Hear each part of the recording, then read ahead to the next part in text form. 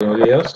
Esta charla lo que busca es concientizar a los trabajadores que podemos estar expuestos en un eventual contagio del COVID-19 para que tengamos claro de qué manera protegernos, ¿sí?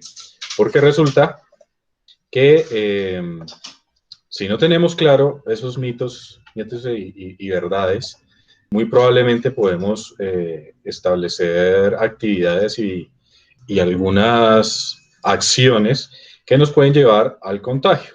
Entonces hay que partir de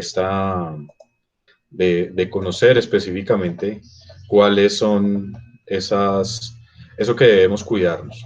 Esta capacitación entonces busca brindar esa información relevante en cuanto a la manera adecuada de prevenir el contagio de COVID-19.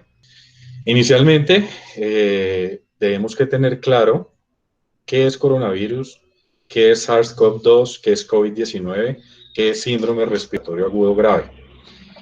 Resulta que todo lo que hemos escuchado en redes sociales, en noticieros, siempre hablábamos del coronavirus. Coronavirus va, coronavirus viene. Realmente el coronavirus es la manera en que se describe esa familia del virus. El virus que en este caso nos está atacando es de una familia que se llama coronavirus. Ese coronavirus exactamente se llama SARS-CoV-2. Ese es el nombre del virus. Provoca una enfermedad que es un síndrome respiratorio agudo grave, un SARS, pero la enfermedad como tal se llama COVID-19. Esa es la manera en que debemos tener claro cómo nos debemos referir y para el contexto de la terminología de esta pandemia. Cuando ya tengamos claro o ya tenemos claro esta terminología, ahora tenemos que conocerlo específicamente a qué nos estamos enfrentando. Resulta que este virus, esta es una foto, una imagen real del virus SARS-CoV-2 y ese virus tiene un tamaño aproximado, algunos más grandes, otros más pequeños, pero en promedio mide 200 nanómetros. Un nanómetro es la millonésima parte de un milímetro. Si tienen la reglita por ahí a la mano y ven el milímetro, partan ese milímetro en 1.000.000 de partes. Y ahí se imaginan un nanómetro. Este virus mide 200 nanómetros. Y lo que quiero llevar a cabo es una comparación para que tengamos en cuenta ese tamaño por la protección que podamos tener ante este tamaño. En la imagen B, lo que vemos es esos cilios que maneja o que tiene este virus, que es con los que se aferra a las células sanas para mutarlas. Esos cilios miden 23 nanómetros y 7 nanómetros de ancho, 23 nanómetros de largo. Y esas son, por eso es que vemos en la imagen que el virus se parece a una corona, y por eso su nombre de coronavirus. Que no es un elemento vivo, no es un ser vivo, es simplemente un material genético envuelto en ácido graso, en una membrana que está compuesta por ácido graso, y que por ello es tan fácil de eliminar con agua y jabón normalito. No tiene que ser antibacterial. Que si es antibacterial, pues va a atacar, además de este virus, bacterias, que sí son seres vivos, ¿sí? Y que causan otros tipos de enfermedad. Pero el agua y jabón normalito, de ese que produce espuma, es el que ayuda a remover y a destruir las grasas, y por ende va a ayudar a que este virus se desintegre. El virus no muere, se desintegra. No muere por el simple hecho de que no es un ser vivo. Entonces, ya teniendo esta terminología, vamos a hablar sobre específicamente qué es el coronavirus que en este momento nos está atacando. El primer mito que se tenía, lo de la terminología, nosotros venimos con coronavirus de hace varios años atrás. Se conocen en la actualidad 7 tipos de coronavirus. 4 de ellos son los que causan un resfriado común normal, es decir, el que nos produce secreciones nasales, el que nos produce algún tipo de malestar, pero hasta ahí llega. Y nos ha dado muchas veces en la vida este tipo de, de afectaciones, ¿sí? De gripas. Cuatro de ellos producen ese tipo de resfriado común. Unos más agresivos que otro, pero no nos van a llevar a la muerte. Los otros tres, desde el 2012 conocemos uno que se llama el MERS-CoV, que es el síndrome respiratorio del Oriente Medio, y ese causó también algunas muertes. Lo que pasa es que no se propagó. Igual el SARS-CoV-1, que fue desde el 2002, que hubo también, que estuvo y nació por allá en Asia también. Y el nuevo coronavirus, que es el SARS-CoV-2, que es el que inició en Wuhan y es el que tenemos en este momento diseminado por todo el mundo. Algunos coronavirus son infecciones respiratorias graves, pero son patógenos zoonóticos, es decir, pasaron de desde un animal hasta el organismo de un humano. Entonces, esos son los más graves, los que vienen desde animales, porque han mutado y tienen unas afectaciones mucho más agresivas en los seres humanos.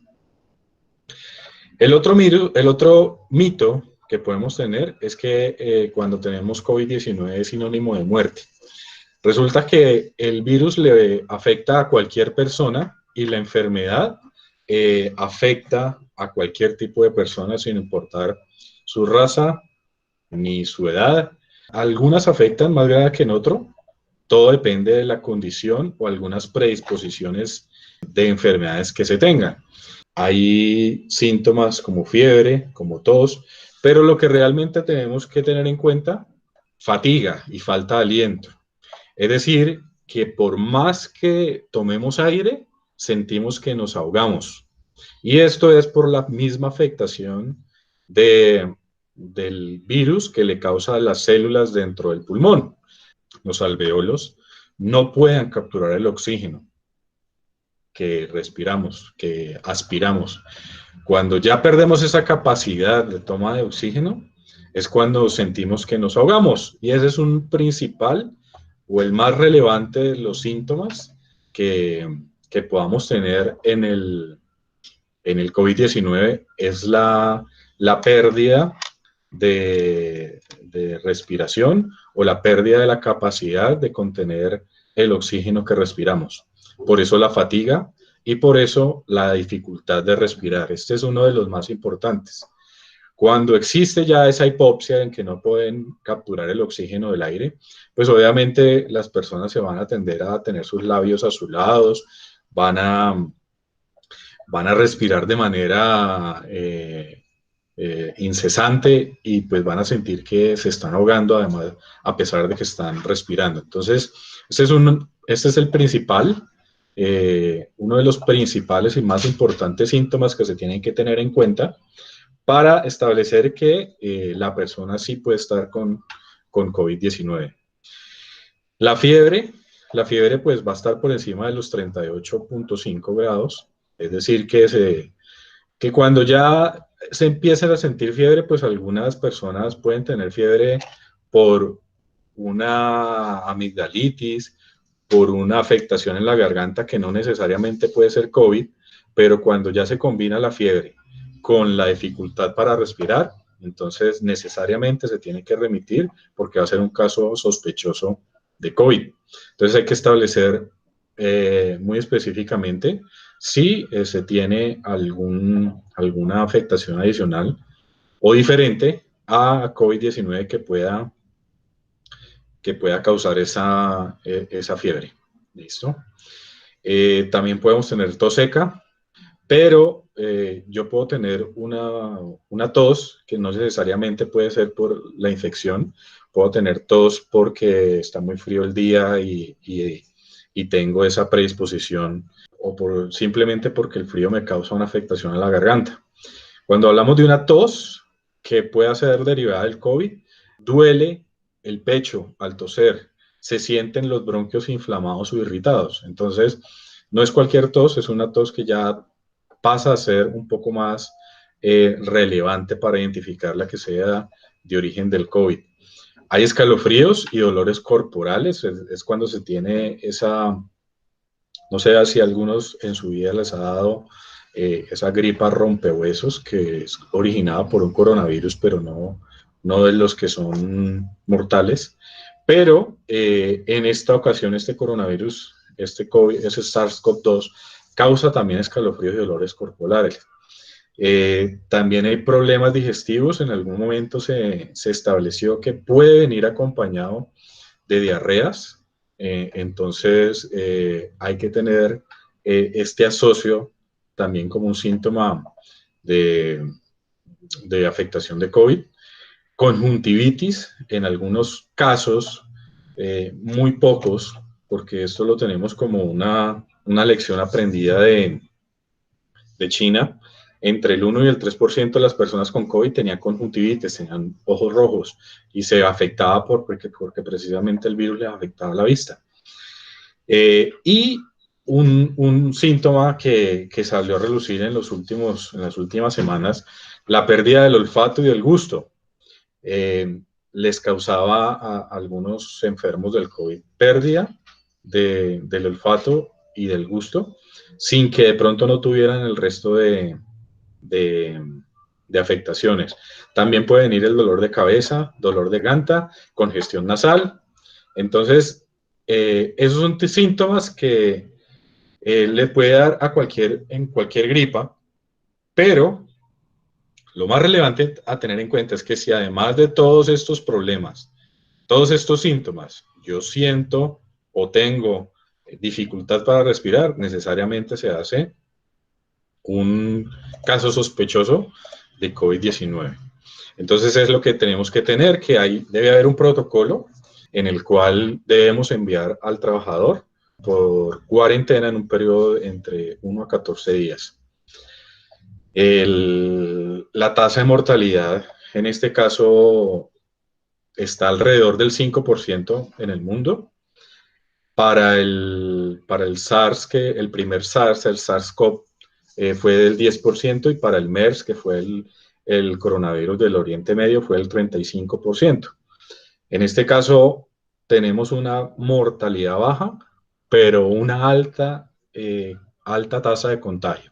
Ya les explico cuál es la diferencia. La tasa de muerte pues ha sido un poco afectada por los países donde no hubo un control eficaz y oportuno, de tal manera que habían 700, 800 y 1000 muertos al día, y eso hizo que la tasa de mortalidad creciera un poco. ¿Cuál es la diferencia en la tasa de contagio? Es decir, que después de que existan una persona contagiando una segunda a la tercera, una tercera a la cuarta, así sucesivamente hasta llegar hasta la 10ª, en una gripa normal esa tasa de contagio es del 1.3, es decir, que al final de 10 contagios existían 14 personas contagiadas, una tasa baja. Pero el COVID-19 tiene una tasa del 3, de tal manera que una vez exista un ciclo de contagio en 10 personas, al final del ejercicio vamos a tener 59.000 personas contagiadas. Una persona podrá tener ese contagio, esa tasa de contagio tan alta. Ese virus afecta a todas las edades por iguales, no solamente a los adultos mayores. También hubo un bebé de 6 meses contagiado, y la tasa de mortalidad en Colombia está influenciada también entre personas entre 20 y 40 años. Es donde más afecta o se están muriendo, pero no necesariamente por efectos del virus específicamente. Debe existir una predisposición también para que el virus cause esa muerte. Resulta que la tasa de contagio está también dada por esos pacientes asintomáticos que, a pesar de que no sienten nada, tienen el virus y lo contagian. Es decir, que una persona que sale a la calle pensando de que no tiene nada, coge superficies, abre puertas, tose, y si no tiene la adecuada protección, pues va a contagiar a personas en el ámbito donde esté y sin saberlo, ¿sí? No sienten nada, a veces por ahí algo de congestión nasal. Eh, Alguna vez una persona dijo que se había dado cuenta o había sospechado que tenía COVID-19 fue solamente porque perdió el gusto y el olfato, pero no sentía nada más, y le hicieron la prueba y salió positiva. Pero estas son las personas más peligrosas por la confianza que se tienen ellas mismas de salir a la calle y no tener las medidas adecuadas para no propagar el virus sabiendo que no lo tienen. Entonces ese 20% son las personas que quieren evitar el Estado con esta cuarentena obligatoria. Además de los sintomáticos, que pueden llegar a ser el 60%, son los síntomas que describí anteriormente, donde el 20% requieren, donde adicional el 20% requieren hospitalización de alta complejidad, es decir, necesitan ese respirador mecánico que les ayude a que no tengan o superen esa afectación de la falta de respiración, de los cuales en este momento alrededor del 5% mueren. Entonces, ¿por qué mueren? Porque pueden tener una predisposición, una enfermedad adicional que puede causarles el agravamiento de la enfermedad. ¿Cuáles son esas condiciones? En primera instancia, que sean adultos mayores, es decir, personas que estén por encima de los 65 años.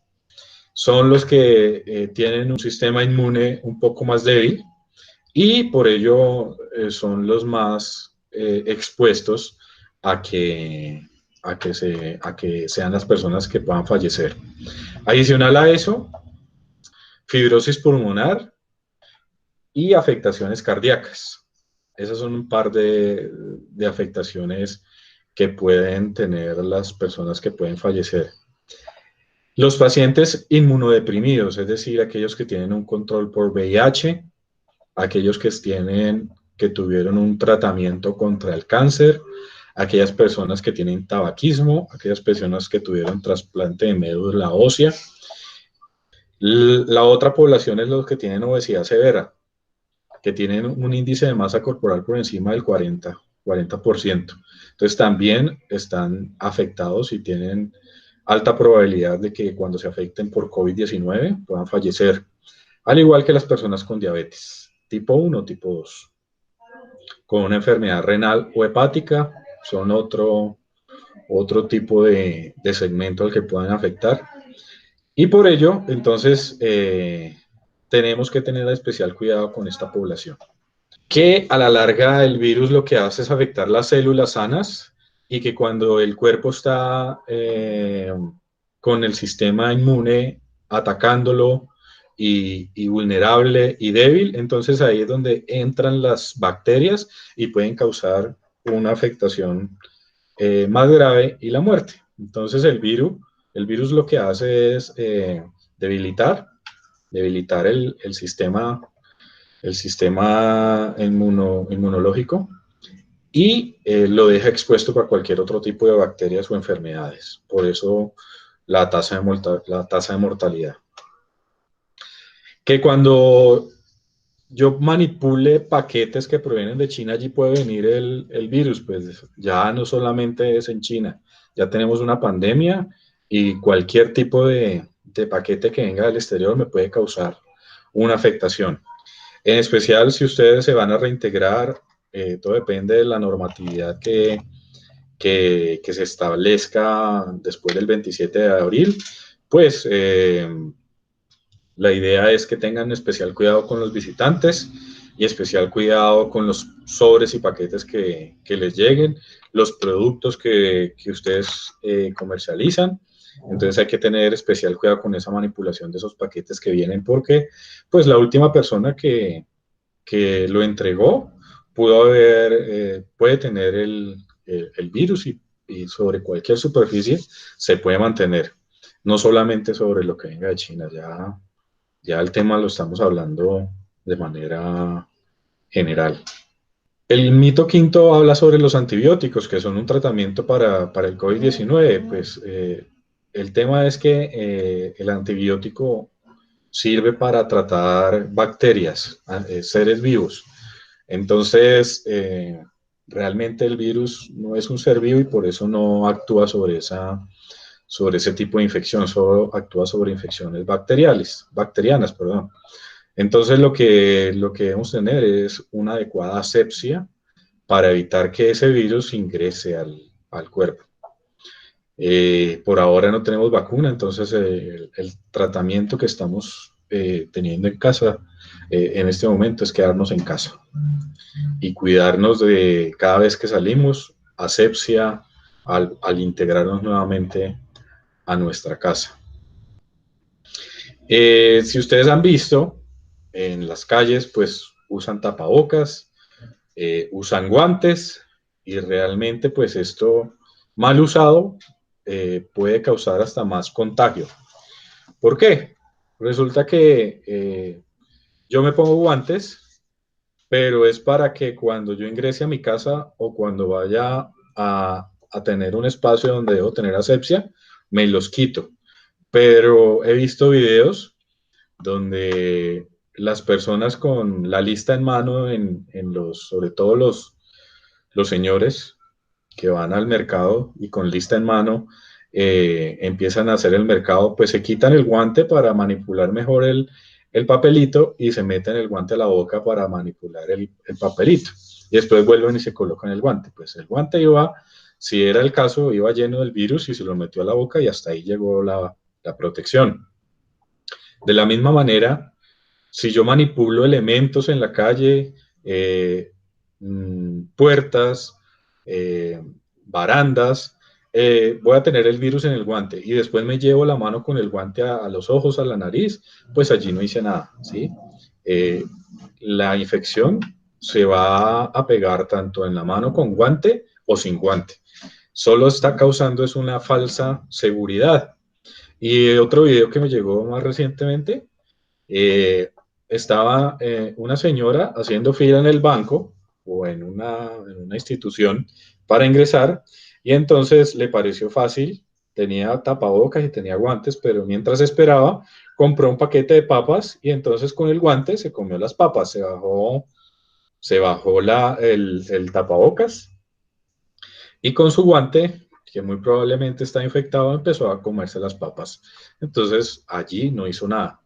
El guante causa una falsa sensación de seguridad y por eso se pierde la concentración en cuanto a las medidas de contención del uso de los elementos de protección. Estos guantes y estos tapabocas especializados lo debemos dejar es solo para las áreas donde el virus está más concentrado, como las entidades de salud. ¿Qué pasa con el tapabocas? Resulta que el tapabocas está diseñado para contener partículas de 0.3 micrones, ¿sí? O 300 nanómetros. Si nuestro virus mide 200 nanómetros, pues realmente ese N95 no está conteniendo mucho. Donde el virus esté dispersado, ese tapabocas no nos va a servir de absolutamente nada. Él está diseñado para contener partículas de saliva, donde estas mucosidades no van a ser menores a 500 nanómetros o 0.5 micrones, y allí las va a contener. Es decir, que si alguien estornuda y queda ese aerosol, esa nebulización de material particulado en saliva, pues de eso me voy a contener. Y si la persona está enferma y usa un tapabocas normal impermeable, pues cuando estornude o cuando tosa, va a quedar allí contenida esa mucosidad y esa saliva. Para eso es que sirve el tapabocas, para que las personas que puedan tener el virus no lo propaguen. Pero para alguien que quiera cuidarse del exterior, realmente no es que sirva mucho. Eso ayuda a prevenir el contagio en un 5% solamente, por el mismo tamaño que les expliqué al inicio de esta presentación. Entonces la eficacia está en que o me esté desinfectando las manos, ya sea con agua y jabón, con alcohol a más del 65% o con gel antibacterial con alcohol por encima del 65%, es lo que me va a prevenir que yo pueda obtener el virus de la calle. Y que cuando esté en la calle, estar muy concentrado en no llevarme las manos ni a la boca, ni a la nariz, ni a los ojos. Esa es la concentración que debemos tener y la adecuada, el adecuado cuidado del uso de guantes o de tapabocas para evitar el contagio. El otro mito, que una vez termine la cuarentena seguirá la vida normal, pues realmente ya el Estado, el gobierno lo ha anunciado, van a cancelar o van a prohibir todo tipo de eventos sociales. La vida social se va a cancelar por lo menos un año, año y medio. No van a haber escenarios de fútbol, escenarios deportivos, conciertos, todos esos parques recreativos, el cine, todo ello va a estar restringido hasta nueva orden.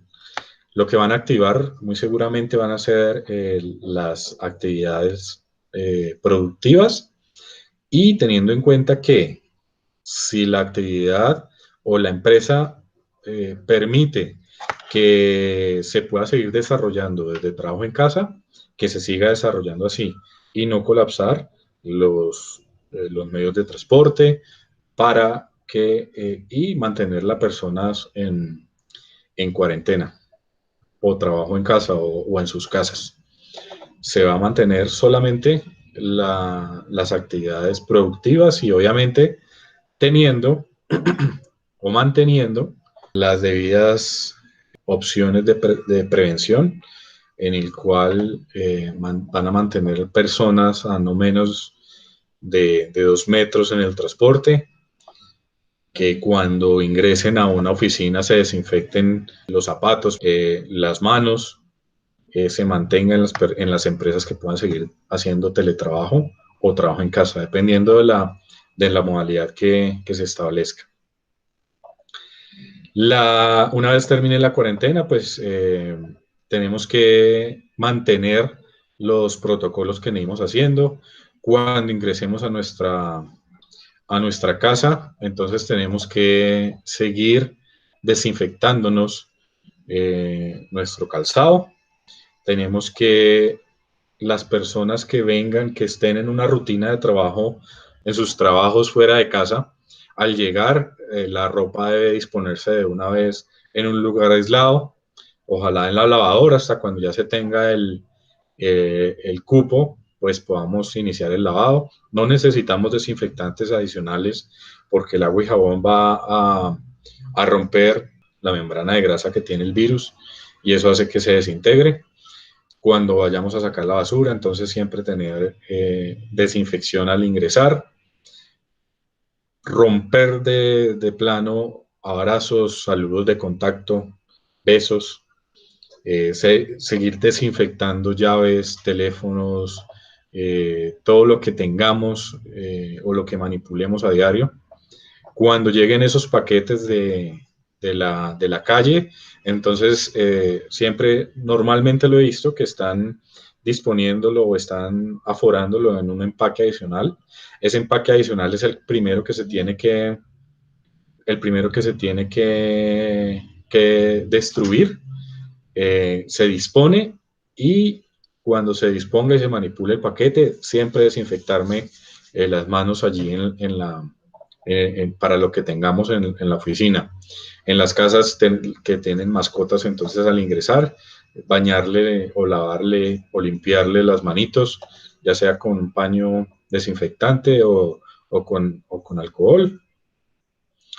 Y cuando tenga que manipular los vehículos, si es el hecho en que me estoy transportando en vehículos, entonces desinfectar las manijas, desinfectar el timón, desinfectar los mangos de la cicla, de la moto y los elementos que yo tenga a bien utilizar, que son los guantes, las gafas, el casco, etc. Esa es entonces la información que teníamos para socializar. Feliz día.